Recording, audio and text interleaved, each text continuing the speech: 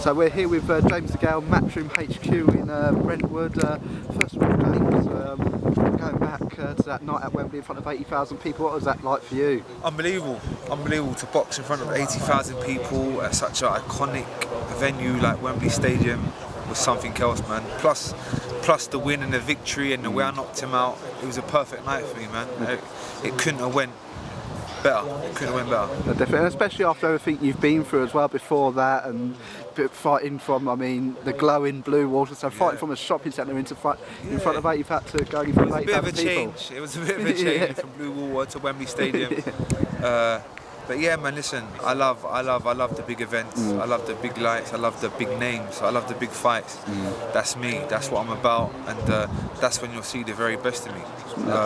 When I'm a bit on edge, when I'm a bit scared, that's when you're going to see the best. In previous fights before the last one, I've got in there and it's hard to get motivated. I ain't been switched on. I've been hitting silly shots. I've been making fights close because of my whole prep towards the fight, my whole mental state towards the fight. So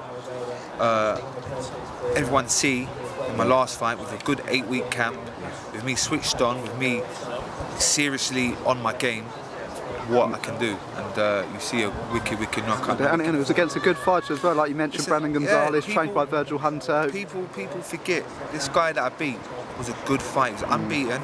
He was trained by Virgil Hunter. Virgil Hunter don't train every Tom, Dick and Harry.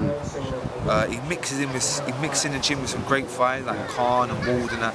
This guy was serious. In America, they was talking him up, and he was looking to come over here and get in the upset, but.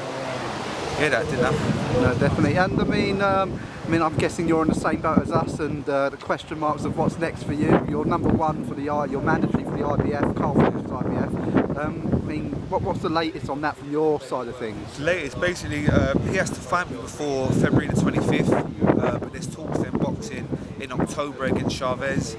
But if he boxes Chavez in October, he ain't going to be ready for me in February. So it's either he fights me in November or he vacates and I box in October for the vacant title. So I'm just waiting for it to be confirmed by Eddie, man. Hopefully next week or so I should know a lot more. I should know my date, opponent and venue, and it's all on.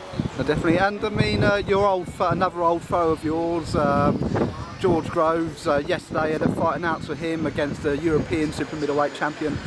If he wins that, he becomes mandatory for the WBC. Do you think we could see both of you as world champion and another fight to settle the score? In the future, that's a fantastic fight to be made, especially if both of us win titles. Can you imagine that, the rematch between him and him, with me and Grove with two titles on the line? It'd be something special. So hopefully that can happen. No, definitely. And in terms of you're penciled in for October 10th at the O2. What can we expect from that? Can we expect to see you on that show? Well, it just depends. It depends. If I'm boxing for the vacant world title, it'll be then. If not, it'll be Froch in November.